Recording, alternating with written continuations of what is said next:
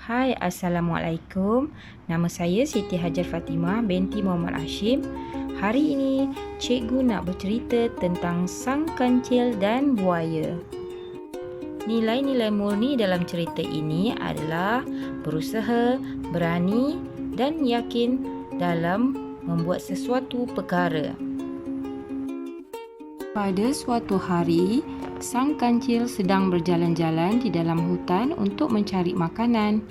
Sang kancil berasa sangat lapar dan ingin makan buah-buahan. Tidak lama kemudian, sang kancil menjumpai sebatang pokok rambutan. Pokok rambutan tersebut berwarna merah dan telah masak ranum. Sang kancil ingin mendapatkan buah rambutan itu, tetapi pokok buah rambutan itu berada di seberang sungai. Oleh itu, sang kancil terpaksa menyeberangi sungai. Namun begitu, sungai tersebut tidak mempunyai jambatan. Akhirnya, sang kancil mendapat akal. Sang kancil memanggil sang buaya di dalam sungai untuk meminta bantuan. Tiba-tiba, sang buaya muncul dan melompat untuk memakan sang kancil. Sang kancil menggunakan akalnya untuk melepaskan diri daripada sang buaya. Sang kancil memberitahu sang buaya bahawa Raja Sulaiman, iaitu Raja Rimba, menjemputnya ke kenduri yang akan diadakan pada minggu hadapan di rumahnya. Sang buaya dan rakan-rakannya bersetuju. Sang kancil menyuruh mereka berbaris untuk memudahkannya mengira bilangan mereka. Tanpa membuang masa, sang buaya dan rakan-rakannya pun berbarislah. Sang kancil pun melompat di atas badan sang buaya sambil mengira. Perbuatan sang kancil itu sedang diperhatikan oleh sang tupai. Setelah sampai di seberang sungai, sang kancil mengucapkan terima kasih kepada sang buaya dan rakan-rakannya. Sang kancil berjanji akan memaklumkan kepada Raja Sulaiman tentang persetujuan sang buaya untuk menghadiri majlis kenduri Raja Sulaiman. Sang buaya dan rakan-rakannya bersorak kegembiraan. Sang kancil berasa lucu dan tanpa disedari, sang kancil ketawa mengejek sang buaya.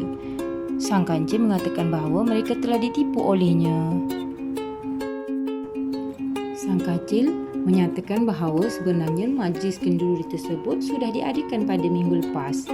Sang kancil menyuruh sang buaya berbaris di dalam sungai adalah kerana sang kancil hendak menyeberangi sungai untuk memakan buah rambutan di seberang sungai itu.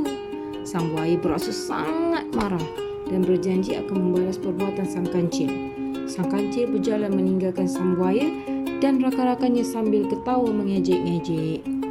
Kancil berjalan menuju ke pokok rambutan itu. Terdapat banyak buah rambutan ranum telah gugur di tanah. Sang kancil pun terus memakan buah rambutan itu. Tiba-tiba, sang kancil termakan buah rambutan yang sudah buruk dan berulat.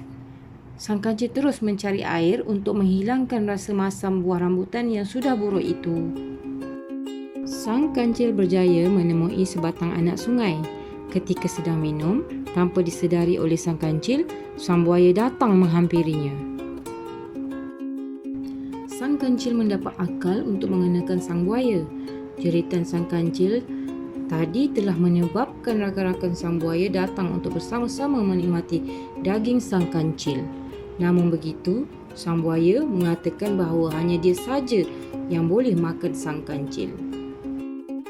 Sang buaya terus menggigit kaki sang kancil. Sang kancil terkejut tanpa sempat melarikan diri. Sang buaya berasa sangat gembira kerana dapat membalas dendam dan sang buaya ingin memakan sang kancil. Rakan-rakan sang buaya berasa marah dan bersepakat untuk menyerang sang buaya. Sang buaya dan rakan-rakannya bergaduh sehingga menyebabkan sang kancil berjaya melepaskan diri. Sang kancil menipu sang buaya supaya menggigit sebatang ranting kayu yang seakan-akan kakinya. Tanpa membuang masa, sang buaya terus menggigit ranting kayu itu. Sang kancil terus berlari ke atas sebuah batu yang besar dan tinggi untuk melarikan diri daripada sang buaya. Sang kancil terus mentertawakan sang buaya kerana telah berjaya menipunya. Sang buaya berasa sangat marah dan menyesal kerana telah ditipu oleh sang kancil untuk kali kedua. Oleh itu, tamatlah cerita ini. Di dalam cerita ini terdapat beberapa pengajaran yang kita boleh pelajari. Kita hendaklah berfikir dahulu sebelum melakukan sesuatu. Kita juga hendaklah bijak menyelesaikan masalah. Dan kita juga janganlah mudah mempercayai kata-kata seseorang tanpa usul periksa.